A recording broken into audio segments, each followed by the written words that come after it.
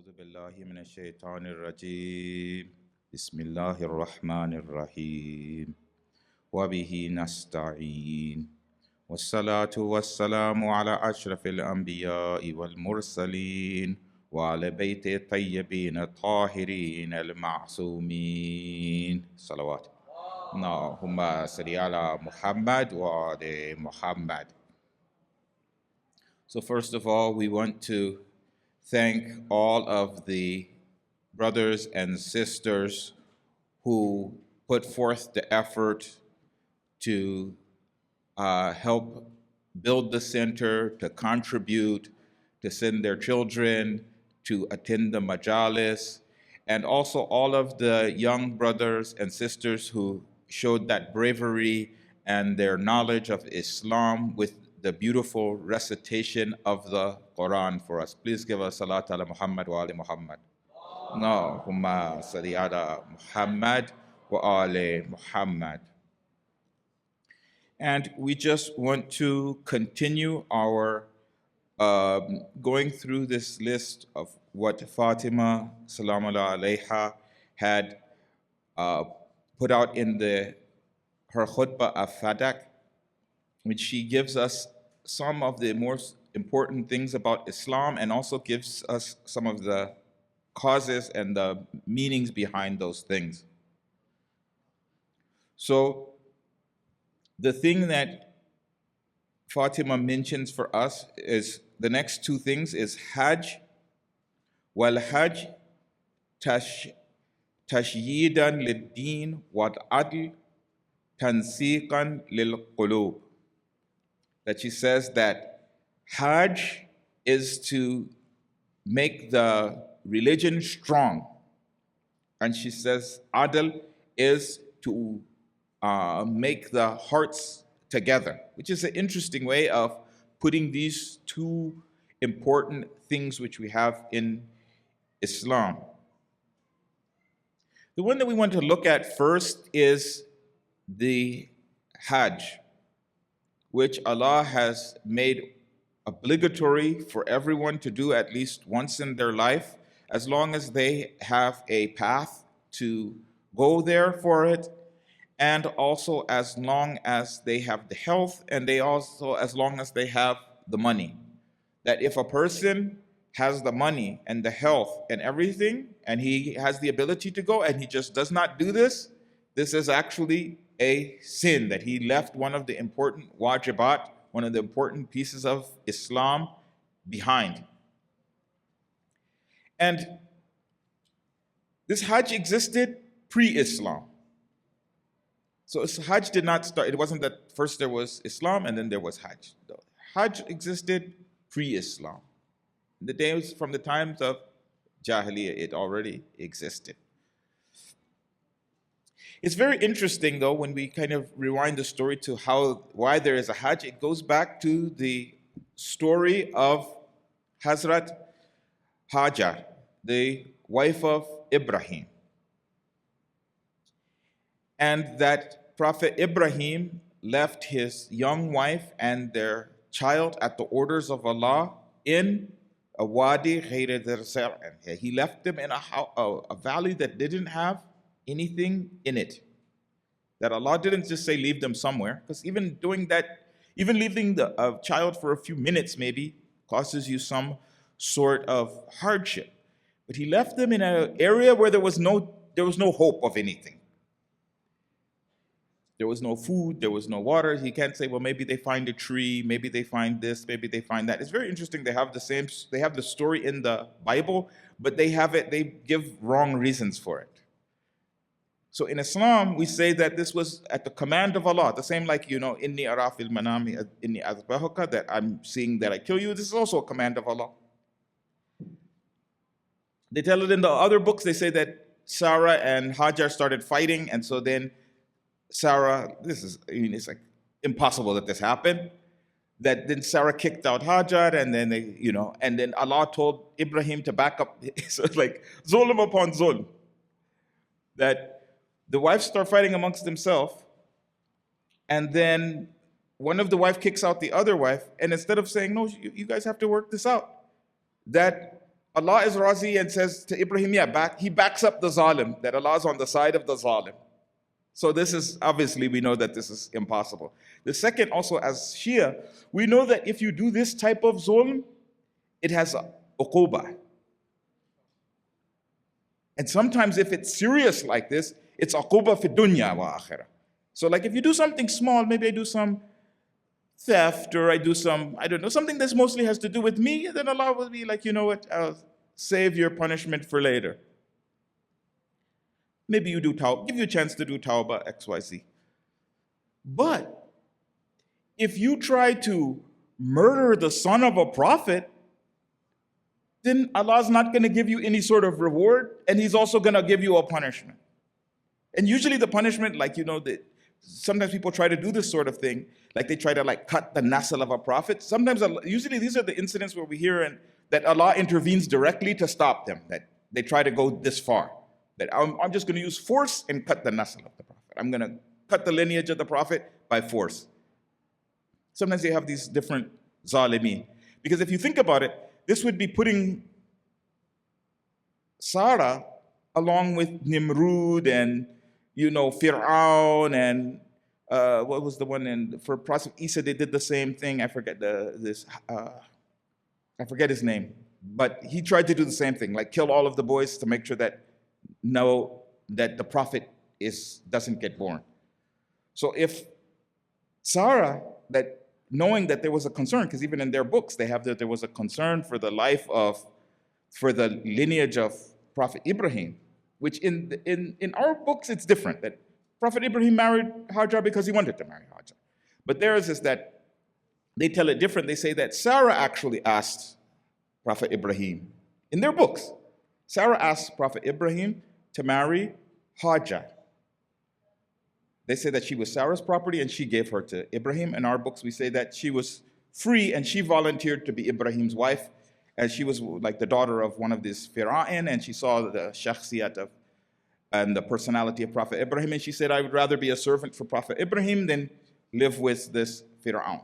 So this is how we say it. But they say, no, somehow she was owned by Sarah, but Sarah asked Prophet Ibrahim to marry her. Maybe both, in some ways both can be true. Maybe she wanted to live with Prophet Ibrahim, and Sarah being older, she was respectful, and then Sarah said, you know, yalla, and to save your lineage, I'm going to do this jihad for myself. Don't worry about my feelings. You know, it's more important the message is more important than my personal feelings. Maybe because, and also as we have it, that Prophet Ibrahim was very concerned about the feelings and, you know, and kind-hearted person. So, which is also the opposite of what you say. Like you can't say on the one hand, she's this kind-hearted and this thoughtful towards Prophet Ibrahim, and then on the other hand, she's willing to murder his son. Like, either you're this personality or you're this personality. Not that I'm so thoughtful and so mujahida that I will go over and I will say, don't worry about my feelings, do the right thing in the way of Allah, I'm going to back you 100%, and then also when you do it, then I'm going to, so caring about the, you know, the will of Allah that I'm going to try to kill a prophet. So this part is nonsense. However, so Hajar goes into the desert and Ibrahim leaves her there. And then now she runs back and forth to try to find the water. This is where we get the sa'i from. That going back and forth the 7 times is because this is what she did, and then the Ismail opens up a well. And the story is there in their stuff as well.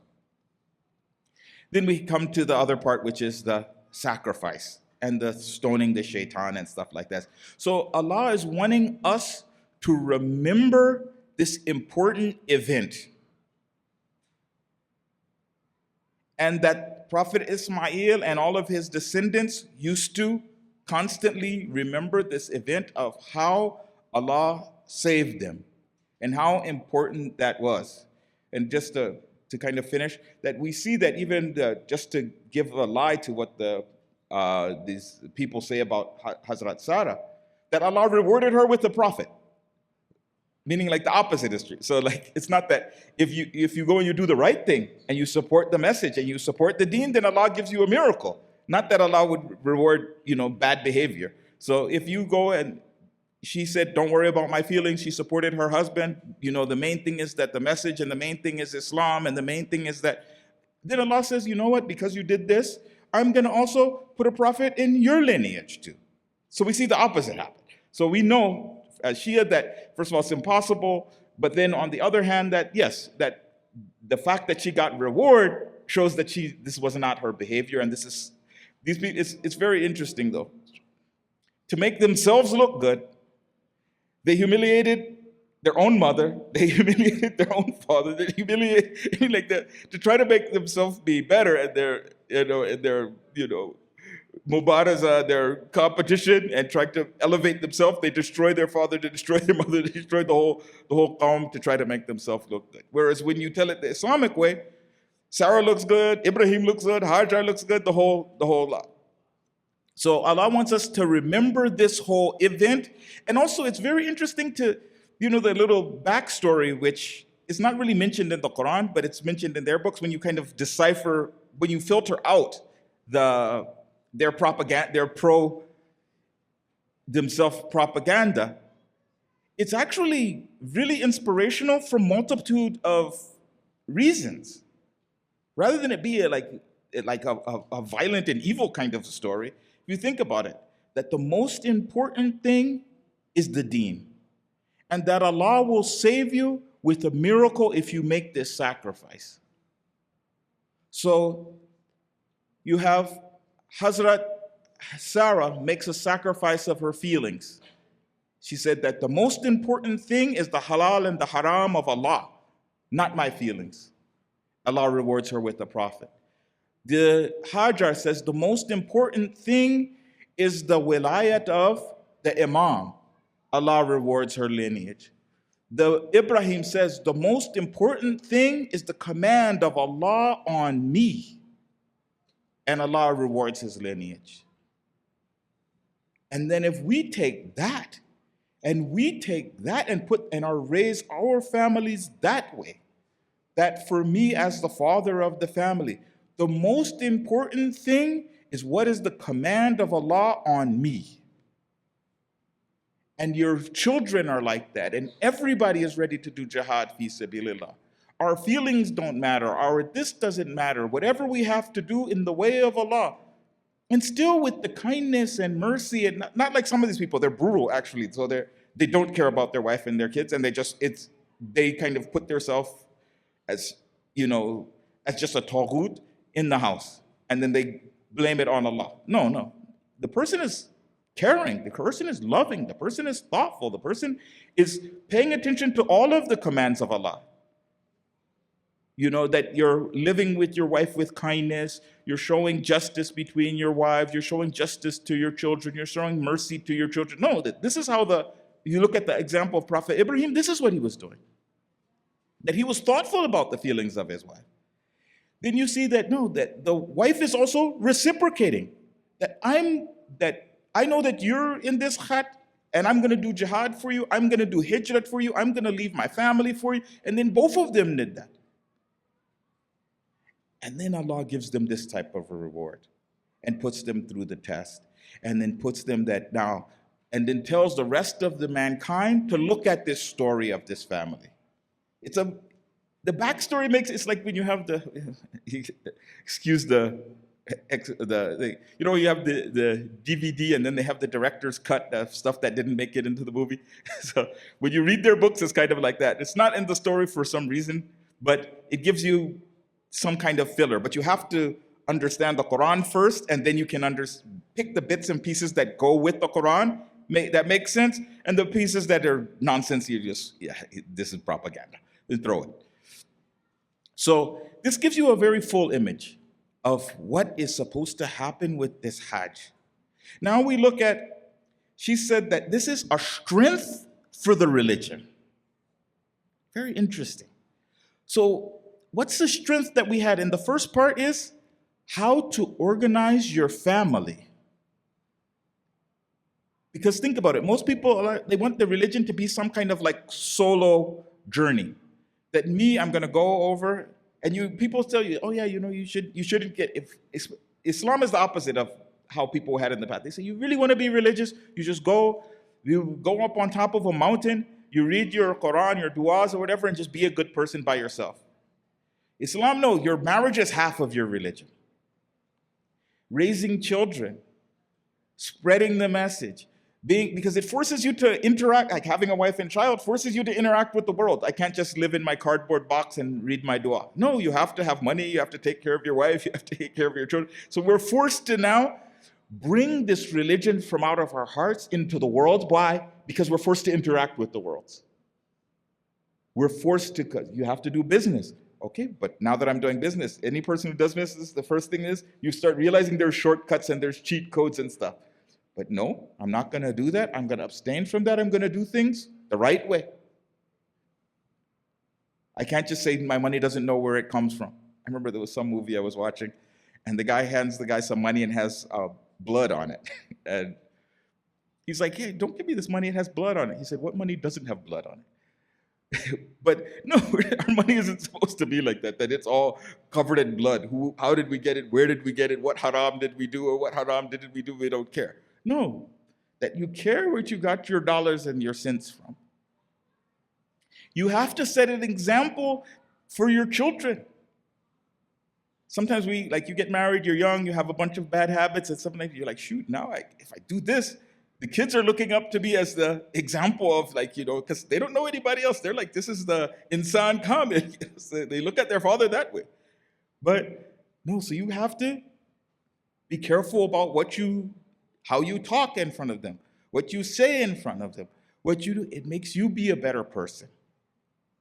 The same with your wife, the same for the, also very interesting, another thing which sometimes people do is you have the man is very understanding of the religion, understands politics, understands this and understands that, and he's moving forward. And he just leaves his wife that she doesn't understand why we're doing what we're doing. And she's just in the house cooking and cleaning, and doesn't understand any of the, scholarly work that her husband is doing, or what type of program he has, or working for Islam. And she's just over there being silly in the house. And if you look at this story, that both wives were part of the jihad with Ibrahim. That it's ignoring their feelings, stuff like that, because it's very hard. This is why it's jihad, to do this type of thing. But they were involved in the jihad. Because a lot of times that's what we're like, oh yeah, I'll just go and do it. And she doesn't know. Like, how these gangsters or whatever, the guy's a drug dealer, gangster, whatever, his wife has no idea. You're like, what does your husband do for a living? He's like, he does construction. What kind of construction that you come back and driving Ferraris and, wearing suits and stuff? Don't know. No, that your wife is involved in the jihad, helping you. See that Fatima Zahra salam Allah alayha was like that. Please give us salawat. Allahumma salli ala Muhammad wa ali Muhammad. It's very interesting also from this story, which one of the things when I was researching the Hazrat Haja, that her two daughters, which is Khadija being one and Fatima being another one, had a very similar thing that they did about giving up the world to be with the right man. Meaning the akhlaq and the manners and the moral being more important to them than the money. So we have Hajar, she gave up, the pharaoh of the time and all of the wealth and money and everything that you get by being with Pharaoh. She gave that up to be with Ibrahim.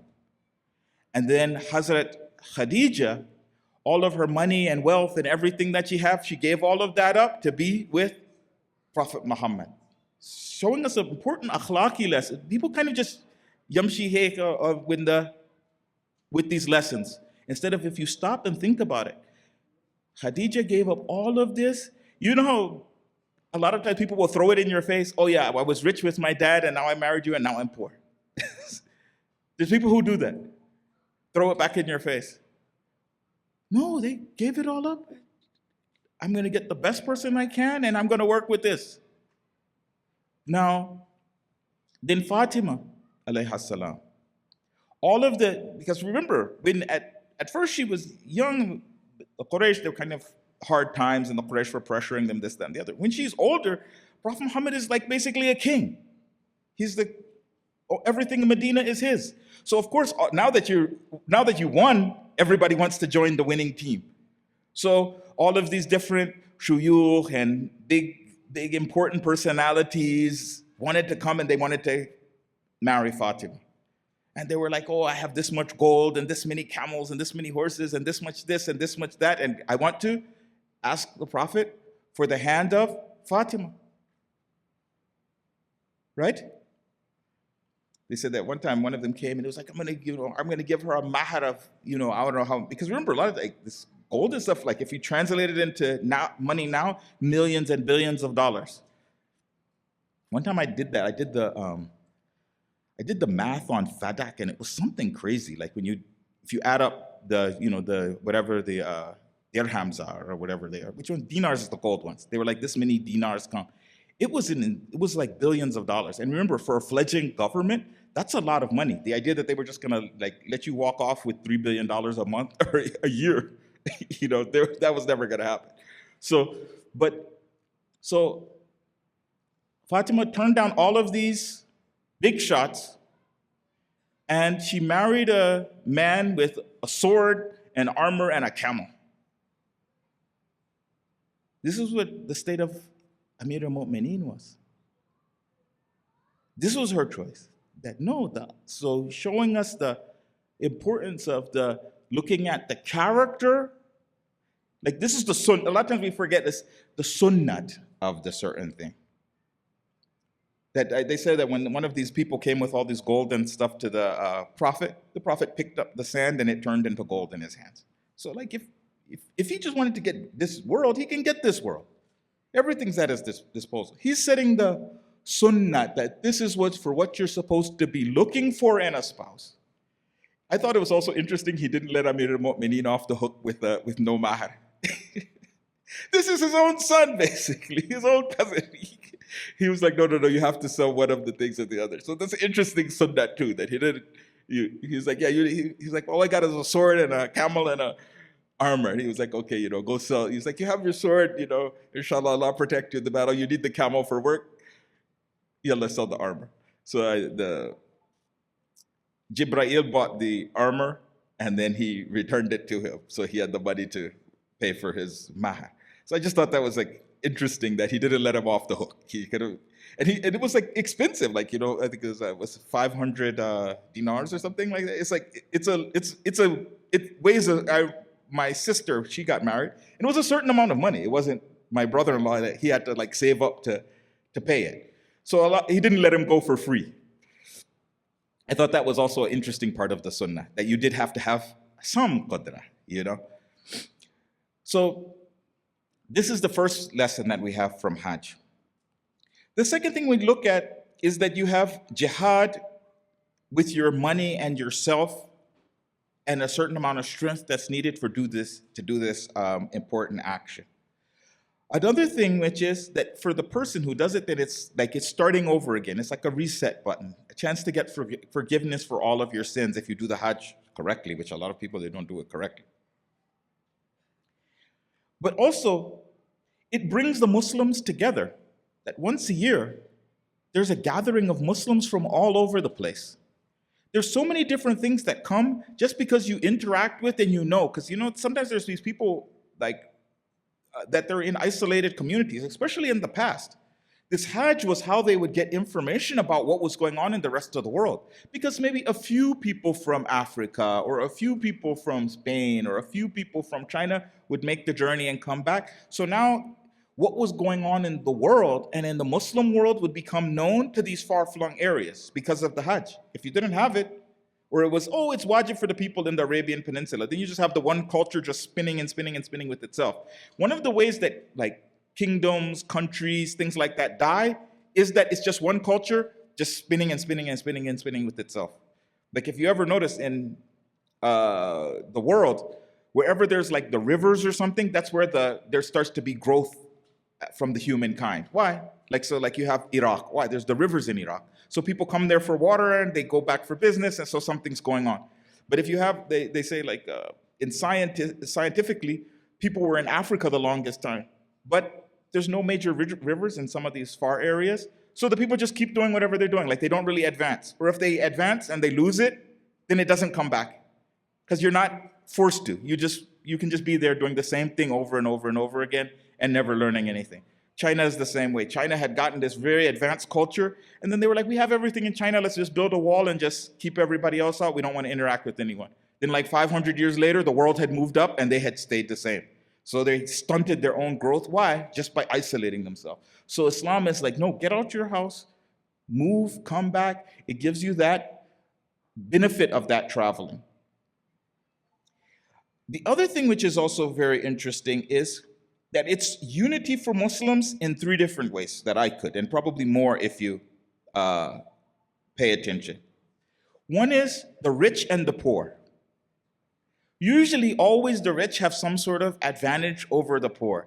You know, they can have some kind of, even like they can have some kind of watch or some kind of this or some kind of that to show that somehow there's a difference between humanity.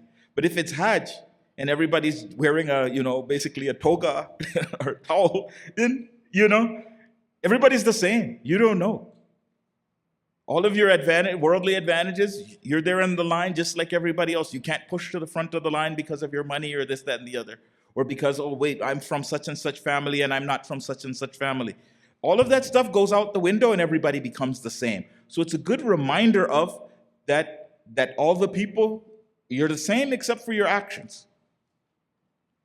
The same for the different races. Even they said that Malcolm X, when he went to Hajj, that's what opened his eyes about this idea of this type of supremacy is not correct.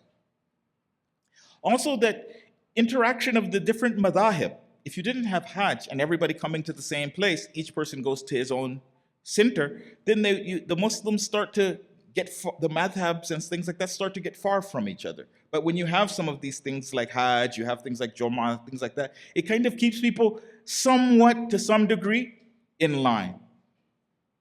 Then also, it's a reminder of Tawheed, and it's also a reminder that the goal is actually peace and cooperation, rather than that, the goal is sometimes we're very warlike, but because in Hajj, you can't do that. So think about it. These different countries at war with each other, even sometimes the Muslims had fighting and things like that, but when you come back and you have Hajj, there's a sense of brotherhood that cuts between it. So even if you're at war, no, the Hajj is everybody's there together, and it gives you a chance to cool down emotions and calm things down and kind of put peace between the Muslim brothers. So that's one thing which is very interesting about that. Then the other part that she said was she said that adl is to make a balance between the hearts. So we have a hadith from Amir al-Mu'mineen alayhi salam. Let me read the ayat of Quran first and then we'll go to the hadith. أعوذ بالله من الشيطان الرجيم بسم الله الرحمن الرحيم. The ayat of Quran says, يا أيها الذين آمنوا كونوا قوامين بالقسط شهداء لله. O you who believe, be upholders of justice and witnesses for Allah. Not just do justice. It's kind of like when they say like stay, in some of the ayats with Quran when it's talking about alcohol, it doesn't just say don't drink alcohol. It says stay away from alcohol. One time one of my teachers, he said that for the other stuff, like some other types of haram, you can actually, let's say somebody's doing it, you can be in the room while they're doing it. But like, let's say gambling, you shouldn't be in the room. If they're drinking, you shouldn't be at the table. That like, stay away from it. It's different than just don't do it. Sometimes if he's doing it, then you know. Like you can be in a room if there's a Christian. He obviously has, doing some degree of shirk in his beliefs. But if he's drinking, no, can't be at that table. We used to do that. We have family reunions with some Christian family members or something, and they start drinking and having a good time, then all of the Muslims would have to get up and leave. What was interesting was they usually, they wouldn't do that. because they wouldn't want to lose all of their friends, because everybody's sitting, we're having a good time, somebody cracks one open, and then all the Muslims get up and abandon the table. We wouldn't be mean about it, but we would just, oh, okay, you guys do that over there. And so then they would be like, oh, so they don't want to stop the party. So it would kind of be an encouragement for them to do the right thing. And this is saying, be upholders of truth. Not just do it when it comes to you. If you think about it, that's a difference. It's one thing if you just do justice. I'm minding my own business. If you ask me, then I'll tell you the truth. If you ask me, I'll do justice. But if some zulm is happening over there, I don't care. None of my business. But if you're a qawwam for justice, because you know how it's like they say men are maintainers, women, they use the same word. It's not if it comes, I do it. If it doesn't come, I don't do it. No, it's your job to go over. It is your business if there's injustice. That's an interesting difference. If there's some injustice going on in the world, it's your business. Someone's doing some oppression somewhere in the world, it's your business. You have the right to stick your nose in it. They can't say, oh, this is between me and him. No. Even that, the whole sentence that they have, that if you're neutral at a time of injustice, you've taken the side of the oppressor. That's how someone expressed it. That it's not allowed for the Muslims to just not care. So where the person's not Muslim. So we have a hadith from Imam Sajjad, which we're going to read, which it says, إياكم وصحبة العاصين ومعونة الظالمين. Don't be in the companionship of the people who are disobedient to Allah. My best buddy, he has a great personality, and the guy is just a complete crook. Sometimes like the guy you vibe with is not really the one you what's his name? He has a good sense of humor, this, that, the other, doesn't care about the rules of Allah. Sometimes, so we need to, be like, yeah, I can't be that friends with that person. This is a type of a jihad, but it's also one that saves you. Because a lot of times these people, they do some bad action, and then you get stuck holding the bag. Because the same person who doesn't fear Allah doesn't fear your friendship either. And so he'll abandon you just like that. We used to learn that lesson the hard way. We would have some sort of crooked friend, and the guy's a shoplifter, and then he starts stealing from the stores. I'm friends with him. I don't steal from the stores. Then both of us get banned from the store. They say, every time you two come in here, stuff goes missing from the store. I never stole anything. Yeah, but you were with that guy who was stealing things from the store. You come back from the store, and I remember this crook, he would know that if you steal something, you act fishy, So the shopkeepers, they realize that you're stealing things. So what he would do is he would steal the thing and then stick it in my bag. So I don't think that I have anything on me. And so I leave the store, and then, I have, extra candy bars and things. It took me I was a little kid, it took me a few times to be like, wait a minute, every time I go to the store, I end up with, extra belongings. And then he would try to reclaim them. After you leave, he'd be like, yeah, did you have my candy bar? Did I lend that to you? I'm like, I don't remember. Oh, yeah, it's in your left front pocket. That's interesting. You just so happen to know if you zip open your bag and you go through a few things, there should be a candy bar, Milky Way, extra large. It's interesting that you should know that. Yeah, he was putting it there. But yeah, don't be friends with this type of people. The least you do is they get you in trouble. But sometimes they make the actions beautiful to themselves, and then they make the actions beautiful to you, and you start to buy into it. One of the ulama was saying that we should at least be as mu'min and as pushing Islam the way drug addicts push drugs. Any person who has a friend who's a drug addict, if you're friends with him long enough, you become a drug addict too. He's like, yeah, I'm stressed, maybe you should try. And you're like, oh, no. Well, maybe. We don't push Islam. How many of us, we need to, if you should at least, that if somebody's friends with you long enough, eventually he becomes a Muslim. We need to be able to have that effect on the others. We need to be able to bring people into the religion. We need to stay away from these corrupt, like it's one thing if they're minorly corrupt. No, like the person is diehard. No, you're not friends with these people. You don't help the zalimeen. One is in their specific zulm. This is the most sarih meaning, that the person is actually in the act of doing zulm. And sometimes I've noticed there's two ways that people help. One is being neutral at the time of oppression, in the meaning of my friend is, let's say, teasing someone. Maybe he's not beating them up, but he's like teasing them, pushing them around, something like that. And I'm quiet. When I used to teach the kids, I was like, don't be silent when that sort of thing is happening. Because most of the times we're not in the big zone. But when I'm talking about training your brain, that you see another kid oppressing another kid and you're silent. Or sometimes you see one of the children oppressing the mother or the father. And then you're a little kid, you realize, wait a minute, like let's say the mother is like, hey, you shouldn't do X, Y, and Z, you can't have candy or whatever like that. And then the older child maybe realizes that, okay, mom said no, so no means no. And the younger child starts pressuring. And now the older one realizes if the mom cracks, now everybody gets candy. So they let the younger child go ahead and do the oppression, right? This is the type of helping the zalim. You should stand up and do the amr bil ma'ruf at this sort of occasion.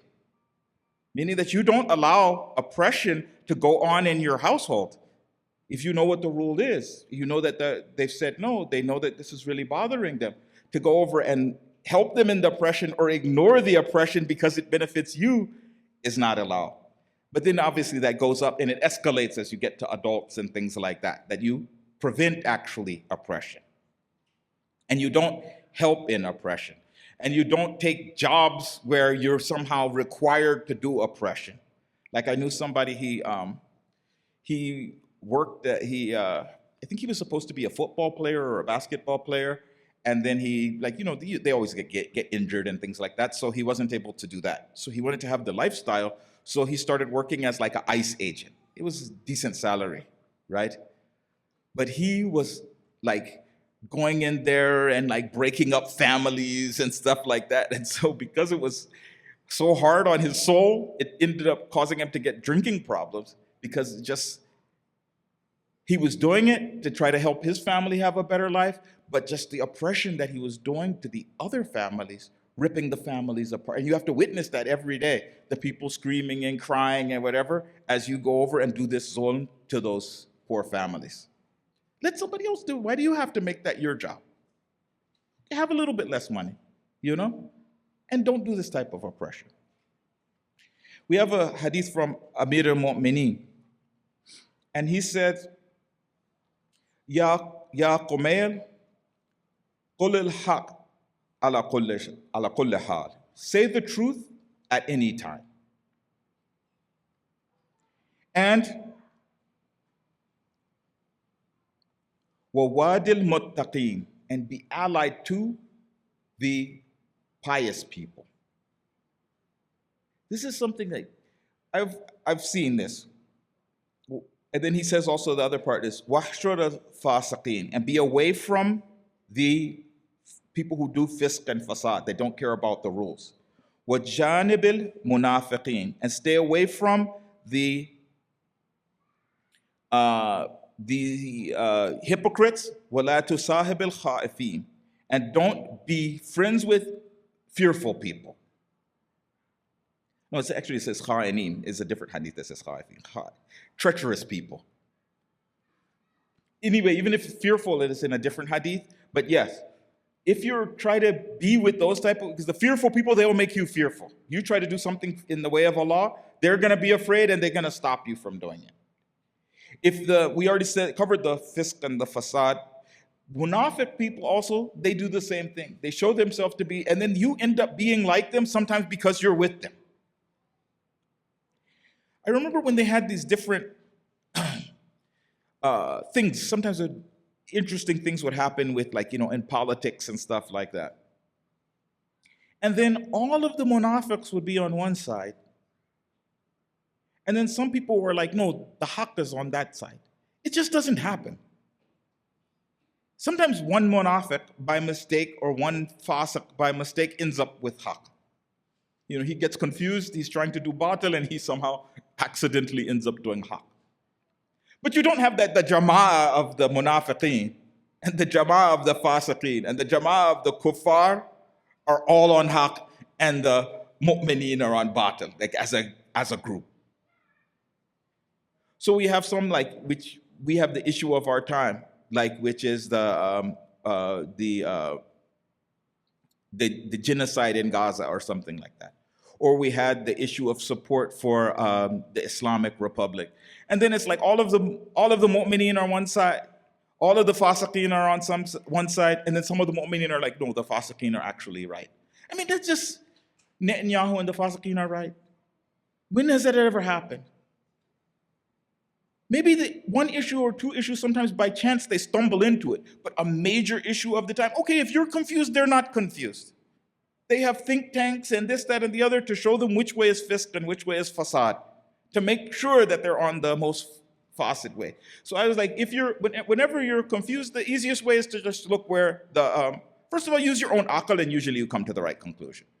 But if you're still confused, you look for, the wilayat and the ulama. You say, no, I don't really believe in the wilayat and the ulama. Okay, well then the mu'mineen at least. Where are the mu'mineen at? And be on that side. Be with those type of people. So it's important for us on that level to make sure that we are now upholding this justice. Now, it's important on a societal level to be upholding justice. Because when you don't have justice on a societal level, the society starts to fall apart and eat itself, which is what Fatima Zahra is getting to. That you can't do business. You don't know if you're going to get cheated. You can't do anything. You see that as the West was going up, when they were closer to, they had some degree of adl in their society. They said that a country can survive with kufr, but it can't survive with injustice. The society will fall down. So it's very important to have that aspect. So now we're going to go to, please give us salawat ala Muhammad wa ali Muhammad. Allahumma salli ala Muhammad wa ali Muhammad. We'll spend a couple of minutes to try to catch ourselves up with where we are as far as Karbala is concerned. So Imam Hussain, after the death of Muawiyah la'anahullah, they tried to force him to do bay'ah to Yazid in Medina. He said, no, I'm not going to do, he said, he tried to give them a way out and said, wouldn't it be better if I did it in public? The governor of Medina wanted to let him go. Marwan tried to force him to do it in private, and Imam Hussain raised his voice and they left. They decided that they were going to go to Mecca. So they went down to Mecca and ostensibly to perform the Hajj. And then they got word that they were going to send people to try to kill the Imam in the holy city, that it's not allowed to do even harm an animal there. They were going to try to kill the Imam there, just to show how little respect they had. At the same time as all of this is going on, the people are sending him letters from Kufa and all these other cities that we also refuse the bay'ah of Yazid, and we want you to come towards one of these other cities. So he sends his cousin, Muslim ibn Aqil, to go and verify the situation. And Muslim ibn Aqil goes, he talks to the different people and the different personalities, and they say, yes, we're going to help and support you. So this is what causes the Imam, he takes advice from different people, and the people advise him that the people in Kufa are very treacherous. And the Imam knows how they are. So, but sometimes you're stuck between a rock and a hard place. You can stay here and you can be killed and martyred in a way that there's plausible deniability. Maybe Yazid can kill you there, and then he says, oh, well, there was just some rogue actors who they really liked Yazid, and they didn't, and they went crazy and they killed the Imam, and I had them punished, and oops, I guess I'm no choice except to accept the Khilafah. He could do that. Or you can stay there and get killed and nobody understand the story, or you can go and take a chance that perhaps it works, or perhaps, as you say, that maybe it doesn't work, but at least what's going on is more clear. So the Imam heads towards Kufa, and he knows that one of the risks that he's going to run is that he's going to be martyred and his children are going to be yatim and asir. And I just want you to take a minute and to realize what a big sacrifice this was. That Prophet Muhammad sallallahu alaihi wasallam, Allahumma salli ala Muhammad wa ali Muhammad, was always careful to remember the rights of the yatim, the orphans. That he himself was an orphan and always used to mention to the people that you have to be kind to the orphans. They said that whenever orphans used to come, he would always take them, he would hold them, he would put them in his lap, and he would be kind to them and try to make them feel at home. Because the thing is that the orphan, they have lost their protector in their society. They've lost their place in their society. That the people, that if a person has his father, he has someone that he can run to, he can ask him for things, he feels protection from the outside world, he has sort of an organization in his life. And one of the things is that you have this worry that your children are now going to be orphans. What's really interesting, you have this verse from the Quran. وَيُطْعِمُونَ الطَّعَامَ عَلَى حُبِّهِ miskinan wa yatiman wa asira. That Imam Hussain, even as a child, that he gave up his own food after he had been fasting as a baby. And he gave his food to the orphan. And then he fasted again. He gave his food to the poor. Then Imam Hussain fasted again, and he gave his food to an orphan. And for all of us, some of us have lost our father, but even sometimes we have to remember that all of the orphans that are out there in Gaza, that have all lost their fathers, and some of them lost their fathers and their mothers, and they also have their arms and legs blown off. This is the situation that we're in the world now. All of the people who were in Lebanon after Sayyid Hassan Nasrallah died, they all felt that feeling of being an orphan and having lost their protector. Imagine to lose somebody like Imam Hussain. Imagine to lose a father like Imam Hussain.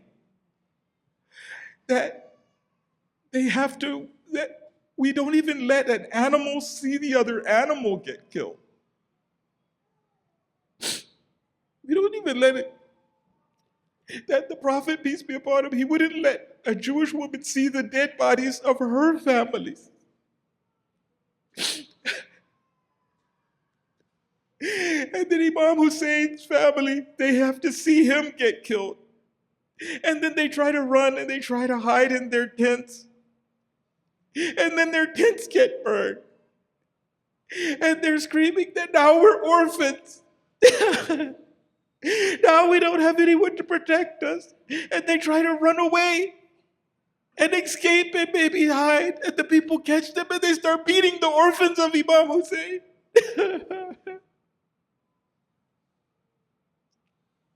And Imam Hussain knows this is the chance that he's taking. That his family is going to be locked in chains. That his children are going to be orphans. But he has to head towards Kufa. اللهم اجعل حياتنا حياة محمد وآل محمد ومماتنا ممات محمد وآل محمد وآتنا في الدنيا زيارة محمد وآل محمد وفي الآخرة شفاعة محمد وآل محمد ثم صل على محمد وآل محمد